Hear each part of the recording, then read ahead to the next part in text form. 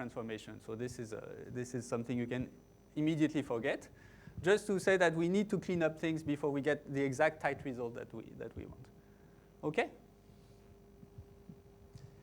Okay.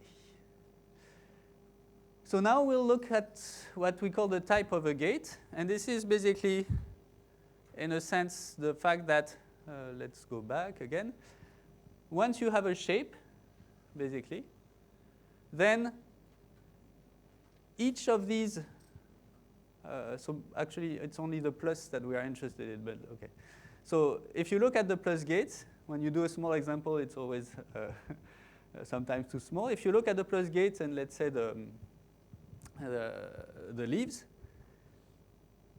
these will be, in a certain sense, the notion that replaces positions originally, like layers in your branching program. If you recall in the branching program, on a given layer, you basically do a plus of a lot of things before that are small products. So that's why we look at plus gates. And you will have the size of a layer, and this will be related to a certain rank. And here what we will say is that we look in the shape, we look at a given plus, it will correspond to a certain subset of the circuit, of plus gate in the circuit, and this is the layer from the algebraic branching program. The size, the number of gates here, will be related to the rank of a matrix that we define. Okay? So I have to go back here. So now, to get these matrices, we'll have to say basically how we cut, how we distribute the position. It will stay simple, not like a general case where there's a lot of holes and changes. It will still be like an interval. And this interval will just be defined by, I mean, it's completely intuitive. If I look at this plus gate, because the shape is always the same, I know that every plus gate in the circuit that corresponds to this plus gate in the shape, in the shape of the parse trees, it has the same number of leaves here. There's always the same number of leaves on the left, always the same number of leaves on the right. It's always the same shape. They always go and touch the same number of leaves everywhere, which means that the degree stays completely fixed. That's why it's going to be, we'll get the characterization. It's always computed with the same degree, same degree, same degree. So you'll have the same idea. You see how, already I think you see how the proof can start to work. So we'll call the type of this plus gate. We'll just say how much degree is on the left and how much degree is under the gate. So the type will be, do I write it? No? Okay. So the type will be, let's say, pi. Okay. The type of this, we'll say, is type pi because it has degree p on the left and it has a degree I under it. Okay? And now we can write the theorem. If you have a homogeneous polynomial of degree t, and if you fix some shape with d leaves, so a shape that's a possible shape for all the parse trees in an ambiguous circuit computing that polynomial, so with the right degree, then the smallest number of addition gates you can get in such a canonical and ambiguous circuit with that shape is exactly equal to the sum of the ranks of these matrices that I'll probably write afterwards. And the sum is over all the possible types of gates in your shape. Okay? So let's take a little bit of time.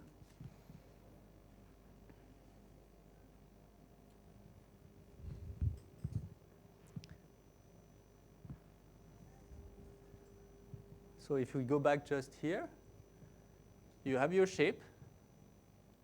You look at all the plus gates in your shape. They each define a type. They will all correspond in your circuit to a certain subset of plus gates in the circuit. And basically, the stronger property will be that the number of plus gates here that correspond to this type here, let's say to this type here, the number of plus gates in the circuit that correspond to this type here, will be exactly, forget the sum, will be exactly the rank of the right matrix. Okay?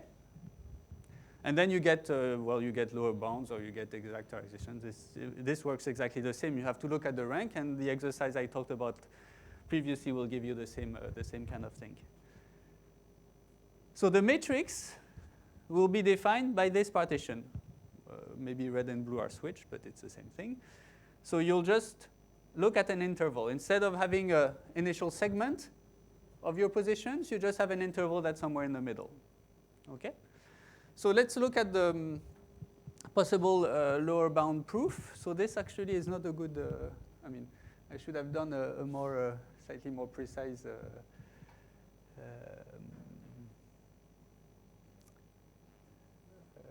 drawing, because you need to have a plus and, I mean, it's only plus gates that you look at, and plus gates don't, only multiplication gates have branches that come out. So my drawing is not very good. But as I said, what you want to say is that, maybe I should have a look at the next slide and see if I draw something. But what you want to say, okay.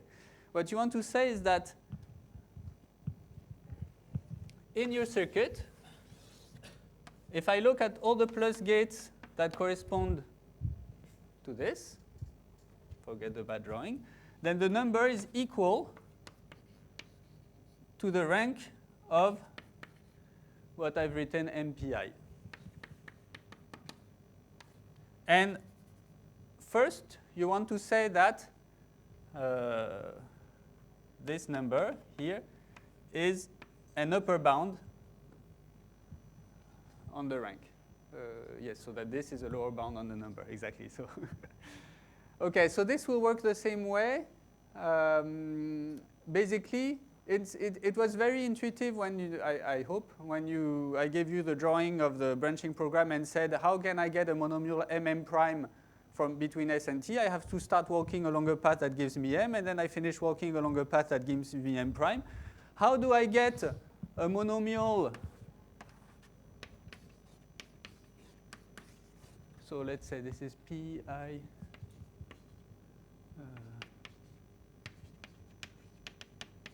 How do I get, so now basically rows will be indexed by, let's say m1, m3, m2. So rows will be indexed by m1, m3. Columns will be indexed by m2. How do I get a monomial m1, m2, m3 in a circuit like this?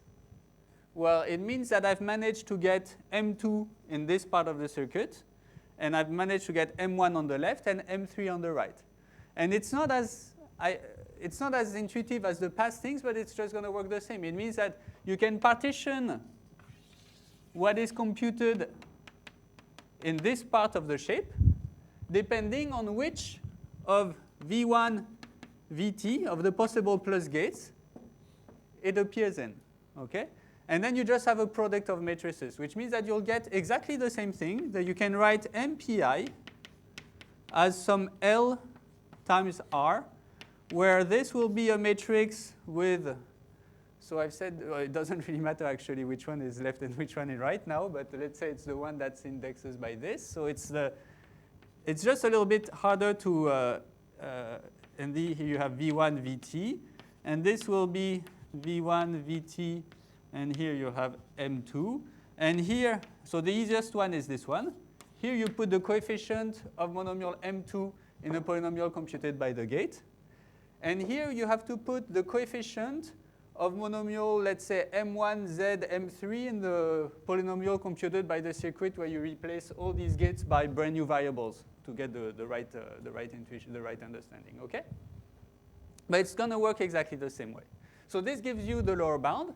It says that the number of gates you have here is at least the rank of the matrix that you define in this way. And now you have the upper bound. And okay, I'm going to draw. I'm going to draw something. It's just that it's not as easy to do on with ticks or on a slide. So I'm just going to.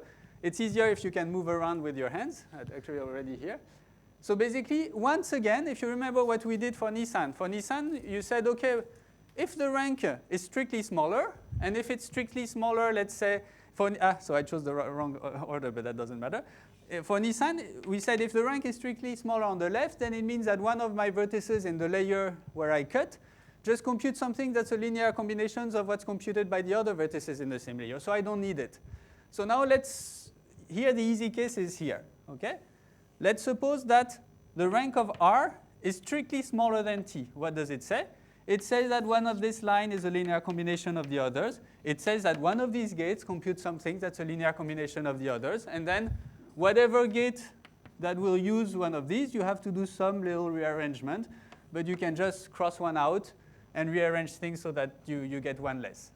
The important point maybe here, just to show that it's not things don't work as maybe as cleanly in a certain sense as with Nissan, is that's why we only count. That's also the reason we only count the additions. When you erase one of these gates, you're going to have to add quite a few more multiplication gates to make up for it. But we don't count this increase. So we do get a smaller circuit. So if you do your reasoning by, let's look at the smallest such that, and then you get a contradiction, blah, blah, blah, then it's going to work if you look at the number of addition gates. But your number of multiplication gates may increase when you erase one addition gate. In the branching program model, you actually only look at the plus gates because they're only the vertices. So you don't count the edges. So when you rearrange, you take off a plus gate, and you have to maybe add some arrows that weren't there, but it doesn't matter. You don't count the arrows. So one thing that I didn't mention on the slides, but that is actually, how much time do I have? I don't know. What time is it, actually?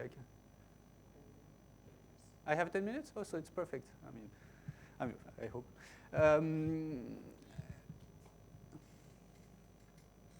Yes. One thing that I haven't written, but that is easy to show, is that the control on the number of plus gates will actually bound the number of multiplication gates too. So you have a polynomial bound. So it can be seen as a good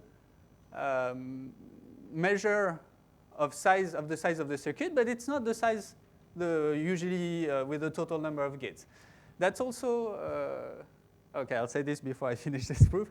That's also something that's a little bit frustrating because we thought it might be fun to use this result just to see if it could give us something new, because it characterized the smallest circuit like this. And you said, OK, let's look at some objects and try to compute the ranks and see if we can then from there get some algorithmic result in a way. There was little hope, but it was fun to think about. If you look at Nissan's paper, he says, look, this gives you computation of the permanent that has a nice bounds, okay? And it's a non-commutative computation. Actually, he doesn't help you to find what the computation is. You have to, and Nissan's paper is 3 pages, and written normally it would be 10, so or 12, or I don't know. So, but it's actually very nice. If you usually think of the computation of the permanent, a fast computation of the permanent as being with Reiser's formula, for example, if you are not interested in questions of space efficiency, then actually just doing another exercise. Try to do a very intuitive, non-commutative computation of the permanent with the same bounds. No tricks, no special inclusion, exclusion, and I have to take them in the right order or whatever and things like that. And this is quite fun. So we thought, OK, maybe with the power of not just looking at a structure that is a path, could we get something better? Actually, no. So one of the reasons is that we don't count the multiplication. So you can manage to decompose your the matrices that are associated to the permanent, for example. You can, what does it give you? You know with Nissan that you'll just sum the ranks of when you cut at position 1, position 2, and you have to sum those ranks, and that's going to be a bound on the size. It'll give you the size for the branching program.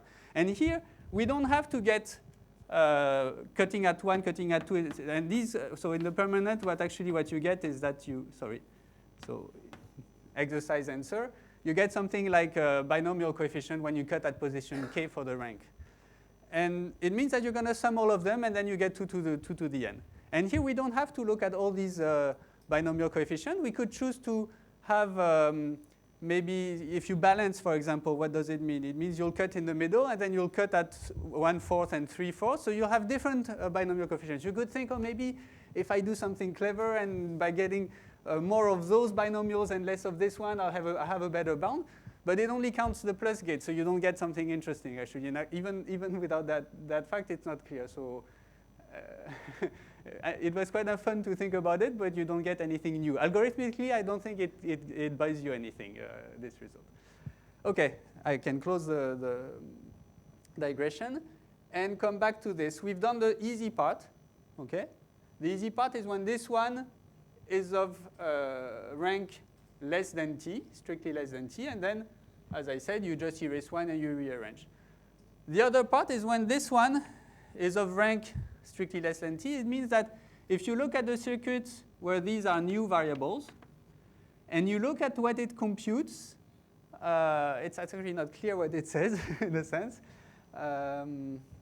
You look at the rank of the monomials that have these new variables in the middle, and basically one of them, so you partition by the variable appearing in the middle, the zi, and one of those polynomials is a linear combination of the others in a sense, if you forget the new zi. So this is a bit strange, and here we don't really have the trick of looking at the branching program the other way, which doesn't mean that it's going to be hard, but it means I'm not going to prove it today. It's just like 4 lines of a small computation with a small notation that you have to understand. It's really easy. You take 10 minutes and you understand it, but it's not very, just doing it now, it doesn't bring you anything. It's going to work. It's just not as intuitive as in the case of the branching program. It doesn't mean it's harder. It's just you have to get your mind around it. But so I think it's, for me, it's really the computation. You have to read the small lines of computation to say, okay, it works. Because I don't get a good picture of what the rearranging is going to be in that case. Okay, I don't have a good idea of what it means. We just said, okay, it's not as clear as in the branching program. Let's just write it down. You compute, and then it works. Okay, so as I said, clearly it works. So what can we do with this? Apart from the lower bounds, the main thing that we can do is use the idea I talked about. So as you said, the result was already before. But if we look at the Hadamard product, so this construction that is very nice. So the construction is not from Arvind, I don't know how, Joglekar? How do you? Okay, Joglekar and Srinivasan. So I put it before the definition of the Hadamard product, because what I want to say is that I'm going to use the same trick that is very simple and very beautiful to get the PIT result. It's a white box PIT result. And you look at the Hadamard product of 2 polynomials, and it's basically if you write your polynomials as very long vectors of coefficients, you just do the coordinate-wise product. Okay, so the new coefficient of a given monomial is just the product of the old coefficients. Okay, and now what they say is that, okay, what happens if I do P Hadamard product P? Well, I get my coefficient squared, and now it's positive. And if I just put 1 for all the variables, either all the coefficients were 0 and I get 0, or there was some non-zero coefficient, and then I get something non-zero, and that's it. Okay, so it's really nice. We get almost for free, in a sense. If we have this operation, you get PIT, white box PIT for free. Okay, and the main point here is that you can do, so what they show is that you can do Hadamard product for non-commutative ABPs. That means that if you have 2 polynomials that are computed by non-commutative ABPs, then you get a new ABP that computes the Hadamard product that will have a size that is basically the product of the sizes, and it works the same. In a certain sense, what is the moral here is that because we've kept so much of the structural idea of ABPs, as I said, what we did is look at still look at very restricted computation that always do things the same structure, then a lot of the structural results on ABPs can be lifted to unambiguous circuits. And so it works here, and then you get polynomial identity testing. So this also is just 1 line or 2 of computations. I mean, you just said that you have your 2 unambiguous circuit, and you want the Hadamard product of the AND gates, and layer by layer, you're going to do the Hadamard products of all the possible plus gates, and it's just going to mix really naturally. It's really purely structural, no tricks, no moving things around, just no deep argument. It just works if you write down. So this also, I'm not going to prove, but it works very easily. Okay. The other few things. Same shape means identical pass trees or isomorphic? Isomorphic. So it means that the 2, a very good question, because yes, you don't do any 2, yes, that's something, so thank you, because I forgot to say. Let's just walk a little bit back. So you see, now we say any unambiguous circuit computing the permanent has size this. We're not saying that there's a shape and the permanent needs this size. It means if you fix any shape and you look at the circuit of this shape, then it needs its size. And you can also, I won't go talk about it later. So here it means that we are not going to do so the class is UC, and the UC class is you have a shape and then a circuit with all parts 3 isomorphic with that shape. We're not going to do the Hadamard product of two circuits that have different shapes. This we don't know how to do. Just to clarify, so Yeah. when you say isomorphic, it's not that you can twist the three. No, that's so you have to wait for a preprint in any time now.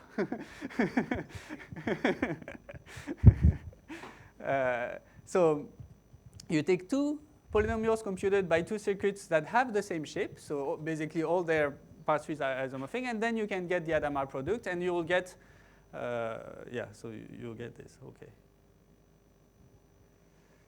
So actually the comment I just made will appear here too. We just do a few other things. It's very quick things. We just look what happens when you compare. So it's easy to see that it's strictly stronger than ABPs because you can compute the palindrome, the one I talked about. Because the palindrome, you remember, if you want to go from D to D plus 1, you had the palindrome at degree D. You multiply by x1, you multiply by x1 on the other side, and then you'll do this for all variables, x1, x2, etc., and then you sum. So the parse trees, there will be choose one, get something on the right, get something on the left, and then the parse tree of this. So if all those parse trees are isomorphic, then at the next level, they stay isomorphic. The parse tree will just look like this. There'll be one right, left, and then start again, right, left, and then start again, right, left, and then start again. And building on this, it's quite easy to make examples that give you this kind of stuff, basically, because you can have palindrome polynomials that kind of move around, so they take any position, so they'll be hard in one way or the other. So if you compare to the other result we had with skew circuits, it's two different directions, basically. You're going in two different ways. So there's no hierarchy there. So what can we do more than that? Actually, there's quite a lot that could be done because as you've seen, we've stayed at a level that is very elementary. The proof, once you have the model, the proof is Nissan's proof, basically, apart from a few small details. And PIT is basically the Hadamard product trick. So you could imagine several questions, and so there was quite a few questions that you could look at, but no, I deleted the wrong, I'm sorry, Shrikant and Newton, I deleted the wrong slide. So this is actually more generic than I wanted to write it more detailed. So you have to ask them, but basically what they have is that exactly your comment. So Guillaume, the other Guillaume with Shrikant and Newton, they have a follow-up paper. So and there's one point that I forgot. One of them is like, instead of saying you have only one shape, you have one shape, but you're allowed to switch around. So you can basically you can go from the all on the right to some on the right, some on the left if you want, because you can rotate things around. So you will never be able to change a comb into a balanced tree, but you'll be able to change a comb that is always on the right into a comb that is right, left, and things like that, okay? And of course, for other shapes, you can do things like that. Then you also, the question is, this is lower bound when you have only one shape. What happens if you have 2, 3 more, and you push that to quite a lot, actually, quite almost to, I mean, if you have almost, if you don't have basically the maximum number of shapes, then you can do something. If you have a, I don't know what, sub-exponential number of shapes, then you still get lower bounds. And you get polytime PIT for sums of a constant number of UC circuits. So they won't have the same shape, obviously, because if you sum UC circuits with the same shape, you still have a UC circuit. It's just choosing one of them, and it's always the same shape. So you take circuits with not the same shape, you sum them, and then you still get the PIT. And then you told me there's one more, which is separation of branching program and formulas that are unambiguous. So you look at formulas that have all the same shape, and in that case, they can be set, because you know one of the open questions, I didn't do a panorama of the questions in this small context. But one of the questions in the non-commutative setting, let's say, yeah, okay, is this this separation. Are algebraic branching programs strictly more powerful than formulas in the non-commutative setting? This we don't know. So what they get is that you can show it if you go to something a bit smaller, which is formulas with which are unambiguous. Okay, and maybe I'll finish with one more slides. Okay, so what about lower bounds for general non-commutative circuits? So there was some, this is also Shrikant and Newton in the previous paper we had together. There was a very nice example. You can think that you might use these positions. You know, when I wrote the matrix, it was not just intervals or just, you can decide, oh, these positions are for the rows, these positions are for the columns. And you could think maybe if I do this something clever, I can get lower bounds in general. And this technique will not work, basically. So you can get a full rank polynomial computed, polynomial computed by a small non-commutative circuit, and it will be full rank for any of these kind of distribution of positions. So you need something more, probably, to get general non-commutative lower bounds. And that's it.